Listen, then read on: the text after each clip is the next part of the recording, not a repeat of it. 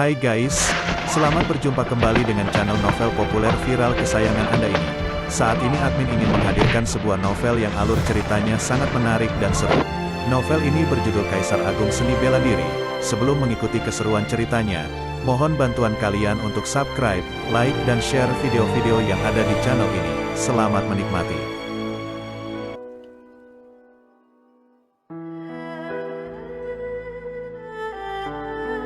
Kaisar Agung Seni Bela Diri, Bab 139.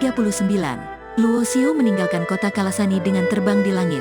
Dia merasa sedikit bersyukur karena langsung pergi ke alam rahasia iblis untuk berkultivasi setelah pertandingan merebut kuota berakhir.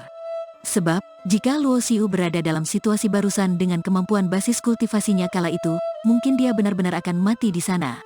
Bagaimanapun, pada saat itu Luo Xiu pernah menerobos lantai ke-7 dari menara naga terbang. Akan tetapi, tubuhnya hampir ambruk karena memaksa menggunakan kekuatan keterampilan transformasi misterius sebanyak 24 kali lipat. Oleh karena itu, dia baru berhasil mengalahkan penjaga lantai ke-7 yang memiliki basis kultivasi level ke-7 tingkatan pemurnian ilahi. Kamu ini benar-benar orang aneh. Bukan hanya bisa memurnikan pil, tetapi juga bisa membuat formasi. Jangan beritahu aku bahwa kamu juga bisa memurnikan harta karun. Naga tanpa bayangan, Long Ming terus berbaring di bahu Luo Xiu. Dia juga merasa sangat terkejut ketika Luo Xiu mengeluarkan formasi tingkat keempat kala itu. Naga tanpa bayangan memiliki bakat untuk berintegrasi dengan ruang. Selama ia secara sengaja menyembunyikan fluktuasi dari auranya, hanya Luo Xiu yang bisa merasakan napasnya. Bahkan pesilat ulung Raja Bela Diri hingga penguasa bela diri juga tidak akan mampu menyadari keberadaannya. Aku tidak bisa memurnikan harta karun. Luo Xiu cekikikan. Cih, kupikir kamu adalah seorang jenius yang sangat luar biasa. Ternyata, ada juga hal yang tidak bisa kamu lakukan. Long Ming mencebik seolah-olah hatinya yang iri, cemburu, dan dengki itu menjadi sedikit senang karena ternyata ada sesuatu yang tidak bisa Luo Xiu lakukan. Setelah melewati pertarungan di kota Kalasani, Luo Xiu tidak ingin terjadi banyak hal tak terduga ketika pergi ke ibu kota negara bagian Tanah Langit kali ini. Oleh karena itu, dia mengganti jubah hitamnya dengan atasan putih, lalu mengubah tampangnya dengan menggunakan teknik pengubah wajah. Saat ini, Luo Xiu terlihat seperti seorang pelajar muda. Lebih dari setengah bulan kemudian, akhirnya Luo Xiu tiba di ibu kota negara bagian Tanah Langit. Kota bagian Tanah Langit sangat luas dan megah.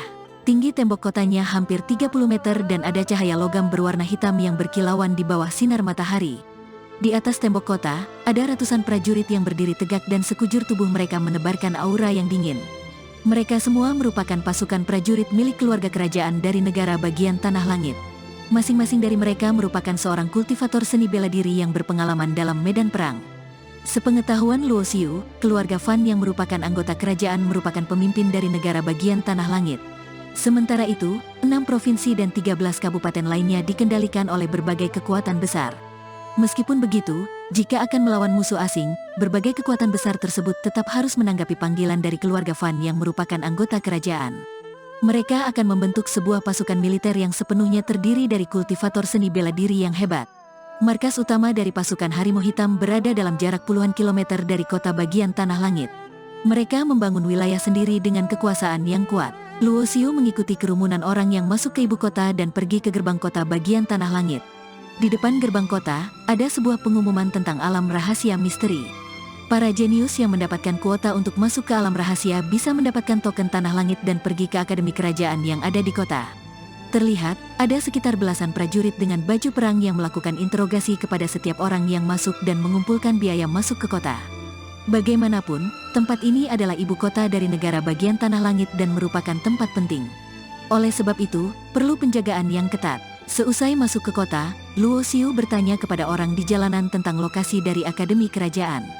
Namun, Luo Xiu tidak buru-buru untuk pergi ke tempat tersebut, sebab masih ada sekitar 10 hari sebelum alam rahasia misteri itu dibuka. Markas pusat dari Serikat Berburu Negara bagian Tanah Langit terletak dalam wilayah yang paling makmur yang ada di kota bagian Tanah Langit. Alam rahasia misteri akan segera dibuka sehingga membuat ibu kota menjadi makin ramai dan makmur dibandingkan sebelumnya. Terlihat, ada banyak kultivator seni bela diri dari berbagai kekuatan besar berkumpul di tempat tersebut. Kudengar 3 hari yang lalu, penguasa bela diri Phoenix disergap di Gunung Oji oleh pesilat ulung dari keluarga Yan dan Istana Ungu. Pertarungan itu sangat sengit dan menewaskan 2 orang raja bela diri. Dalam perjalanan ke markas pusat Serikat Berburu, Luo Xiu mendengar pembicaraan di lantai 2 sebuah restoran di seberang jalan. Hal itu langsung menarik perhatian Luo Xiu, sebab dia tahu bahwa penguasa bela diri Phoenix yang disebutkan itu adalah Yan Yueyu. Omong-omong, penguasa bela diri Phoenix itu merupakan wanita yang dibanggakan di dunia dan juga sangat berbakat. Sayangnya, nasibnya tidak begitu baik. Percakapan di lantai 2 restoran itu membuat Luo Xiu menghentikan langkah kakinya. Kemudian, dia berjalan masuk, lalu langsung pergi ke lantai 2 dan duduk di sebuah sudut yang sepi. Benar, lebih dari 300 tahun yang lalu, Tuan Muda dari Istana Ungu pergi mengembara ke seluruh dunia. Kemudian, dia bertemu dengan seorang wanita cantik di negara bagian Tanah Langit. Dia sangat terpesona dan jatuh cinta pada pandangan pertama. Akan tetapi, wanita itu ternyata adalah istri dari mantan kepala keluarga dari keluarga Yan. Hus, jangan asal membicarakan hal seperti ini. Alam rahasia misteri akan segera dibuka. Ada banyak orang di ibu kota negara bagian Tanah Langit. Hati-hati, perkataanmu akan membawa bencana tak terduga untuk dirimu. Orang yang sedang membicarakan gosip itu adalah seorang pria paruh baya. Kemungkinan karena sudah minum beberapa gelas arak, dia sedang merasa emosional dan tidak memperhatikan situasi. Oleh sebab itu, rekannya segera menghentikan pria paruh baya itu untuk mencegah dirinya terlibat dalam masalah nantinya. Pria paruh baya itu juga sudah meresponsnya. Dia juga menyadari bahwa dirinya sudah salah bicara dan segera berhenti. Kemudian, Luo Xiu bangkit dan hendak menghampiri meja tempat pria parubaya dan rekannya itu. Akan tetapi, pada saat ini ada sebuah energi pedang api yang mendadak memelesat ke arah pria parubaya yang berbicara barusan. Pria parubaya dan rekannya sangat terkejut dan bergegas mencoba untuk mengadang. Akan tetapi, mereka seketika menyemburkan darah, lalu terhempas keluar dan menghancurkan beberapa meja serta kursi. Pergerakan yang terjadi di sana langsung membuat tamu lain yang berada di lantai 2 restoran menjadi waspada. Ada banyak orang yang mengernyitkan alis dan menatap dengan ekspresi yang suram. Di sebuah meja yang dekat dengan jendela, terlihat ada seorang wanita yang memakai cadar duduk dengan anggun di sana. Di belakangnya, ada 2 gadis muda cantik dan anggun berdiri dengan sikap hormat. Mereka seharusnya adalah pelayan dari wanita bercadar itu. Orang yang melakukan serangan barusan adalah salah satu dari kedua pelayan itu. Beraninya memfitnah tuan muda kami. Cari mati. Pelayan yang menyerang menunjukkan ekspresi dingin dan suaranya terdengar acuh tak acuh.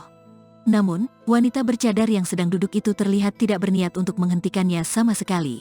Tolong para tamu jangan membuat keributan di restoran. Saat ini, seorang pengurus restoran berjalan keluar dengan raut wajah yang murung. Orang yang bisa mengelola sebuah restoran besar di kota bagian Tanah Langit tentu memiliki pendukung yang hebat di belakangnya. Pergi, pelayan yang menyerang itu menunjukkan sebuah token. Di atasnya, ada sebuah ukiran istana berwarna ungu yang mengambang di awan. Begitu token ini ditunjukkan, raut wajah orang yang mengenalinya seketika berubah drastis. Pengurus restoran yang barusan masih menunjukkan ekspresi suram dan berencana untuk meminta pertanggungjawaban menjadi tidak berani mengucapkan sepatah kata pun. Kemudian, dia segera membungkuk dan pergi. Ternyata orang dari Istana Ungu. Saat ini, semua orang yang berada di lantai 2 restoran memperhatikan bahwa gadis yang menyerang itu hanyalah seorang pelayan. Akan tetapi, dia memiliki basis kultivasi level pertama tingkatan pemurnian ilahi. Wah! Suara yang terkejut terdengar silih berganti. Jika pelayannya merupakan pesilat tingkatan pemurnian ilahi, itu berarti wanita bercadar pasti adalah orang penting dalam Istana Ungu.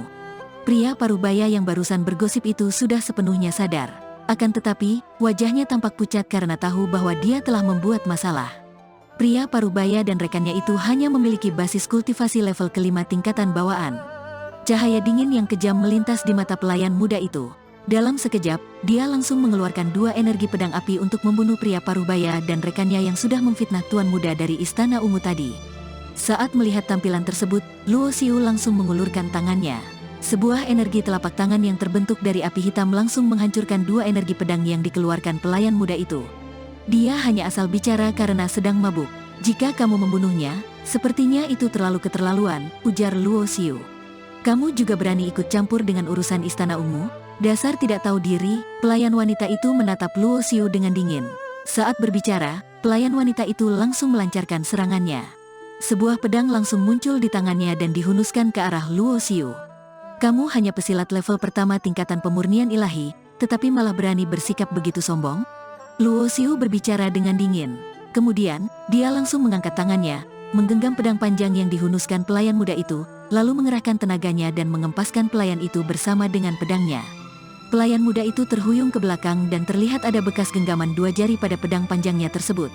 Raut wajahnya yang cantik menjadi sedikit berubah. Wanita bercadar yang sedang duduk sambil minum teh itu melirik ke arah Luo Xiu. Matanya yang indah ditutupi oleh cadar sehingga ekspresi wajahnya tidak terlihat. "Dasar lancang, apa kamu tahu identitas kami?" Pelayan muda yang lainnya juga keluar, lalu menatap Luo Xiu dengan tatapan dingin dan memakinya. Luo Xiu tampak tidak peduli, lalu minum seteguk arak, meremas cangkirnya, dan berkata sambil tersenyum, "Kalian hanya pelayan rendahan. Apa identitas yang kalian punya?" Begitu Luo Xiu selesai bicara, raut wajah semua orang yang hadir sedikit berubah. Mereka menatap pemuda yang memakai atasan putih dan berdandan seperti seorang pelajar itu dengan tatapan kebingungan. "Cari mati!" Raut wajah kedua pelayan muda yang cantik itu seketika menjadi suram. Sebagai anggota dari Istana Ungu, sejak kapan ada orang yang begitu berani menghina mereka seperti ini? Apa ada yang salah dengan perkataanku? Luo Xiu mencibir. Kemudian, sebuah aura yang tajam menyebar keluar dari dalam tubuhnya. "Kalian hanya sok hebat karena mengandalkan kehebatan majikan kalian saja. Saat bertindak, kalian langsung ingin membunuh orang. Apa kalian merasa dihina karena aku mengatakan kalian itu pelayan rendahan? Jika dibandingkan dengan tindakan kalian yang ingin membunuh orang, apalah arti dari perkataanku yang mengatakan kalian adalah pelayan rendahan? Selain itu, aku sama sekali tidak salah bicara. Meski berasal dari kekuatan sebesar apapun, identitas kalian sebagai pelayan rendahan itu adalah fakta. Apa kalian tidak berani menerimanya?" Perkataan Luo Xiu membuat raut wajah kedua pelayan muda yang cantik itu menjadi makin dingin. "Orang sombong, matilah." Salah satu dari kedua pelayan muda itu berlatih vital sejati elemen api, sedangkan yang satunya lagi berlatih vital sejati elemen es. Pedang es dan api langsung ditebaskan. "Dasar tidak tahu diri," raut wajah Luo Xiu tampak meremehkan. Dia menjentikkan jarinya ke udara, lalu mengempaskan kedua pedang panjang tersebut. Kemudian, Luo Xiu mengumpulkan indera spiritual dengan kesadaran bela diri pedang dan menghunuskannya ke dalam lautan jiwa kedua orang tersebut. Kedua pelayan itu mendengkus dan tubuh mereka langsung bergerak mundur. Mereka tampak terkejut dan emosi. "Apa kamu tahu bahwa kami adalah anggota dari Istana Ungu?" Kedua pelayan wanita itu berkata dengan dingin. Ketika mereka menunjukkan token mereka, Luo Xiu sudah menebaknya sejak awal. Selain itu, dari tatapan ketakutan para tamu di lantai 2 restoran itu, bisa dilihat bahwa Istana Ungu memiliki latar belakang yang luar biasa. Namun, semua hal ini tidak cukup menjadi alasan bagi Luo Xiu untuk merasa takut dan berkompromi. Kenapa memangnya dengan anggota Istana Ungu? Ketika merasa lebih hebat, kamu langsung membunuh lawan. Saat tidak bisa mengalahkan lawan, kamu malah mengeluarkan pendukungmu untuk menekan orang? Jika tidak memiliki pendukung seperti Istana Ungu, apakah kamu berani membunuh orang dengan begitu sombong? Luo Xiu mencibir. "Jika bertemu dengan orang yang memiliki latar belakang jauh lebih besar darimu, bukankah itu berarti dia juga bisa membunuhmu dengan sesuka hati, sedangkan dirimu tidak boleh melawannya? Kekuatan yang lebih besar dari Istana Ungu?" Kedua pelayan itu mencibir. Sekalipun itu keluarga Fan yang merupakan anggota kerajaan dari negara bagian Tanah Langit, mereka juga masih sangat jauh jika dibandingkan dengan Istana Ungu kami. "Memangnya apa latar belakangmu? Apa bisa dibandingkan dengan Istana Ungu? Apa kamu hanya berani berlagak sok hebat di negara bagian Tanah Langit?" Luo Xiu menunjukkan ekspresi mengejek. Bagaimana jika membandingkan 4 perkumpulan terbesar dengan Istana Ungu? Seusai mendengar perkataan Luo Xiu, kedua pelayan itu seketika tidak bisa berkata-kata. Istana Ungu memang sangat hebat. Akan tetapi, jika hanya dibandingkan dengan kekuatan yang ada di negara bagian Tanah Langit, mereka sama sekali tidak sebanding dengan 4 perkumpulan terbesar. Sebab, 4 perkumpulan terbesar merupakan kekuatan tertinggi di seluruh dunia ini. Sudahlah, saat ini, wanita bercadar yang terus diam akhirnya berbicara. Suara wanita ini terdengar lembut, sosok tubuhnya juga anggun. Dia menutup wajahnya dengan cadar, tetapi tidak bisa menutupi auranya yang mulia. Hal ini membuat orang yang berada di hadapannya menjadi merasa malu. Mata indah di balik cadar itu menatap Luo Xiu, lalu dia berkata dengan dingin, "Tuan muda menggunakan teknik mengubah wajah untuk mengubah tampangmu. Kenapa tidak menggunakan wajah aslimu untuk bertemu dengan orang lain?" Begitu mendengar ucapannya, tatapan semua orang langsung tertuju pada diri Luo Xiu. Mereka bahkan tidak mengetahui bahwa Luo Xiu sudah mengubah wajahnya. Luo Xiu sedikit menyipitkan matanya. Wanita ini jelas tidak sederhana. Sebab, selain indera spiritual dari pesilat ulung setingkat Raja Bela Diri, orang di bawah tingkat Raja Bela Diri tidak akan bisa melihat teknik mengubah wajah milik Luo Xiu.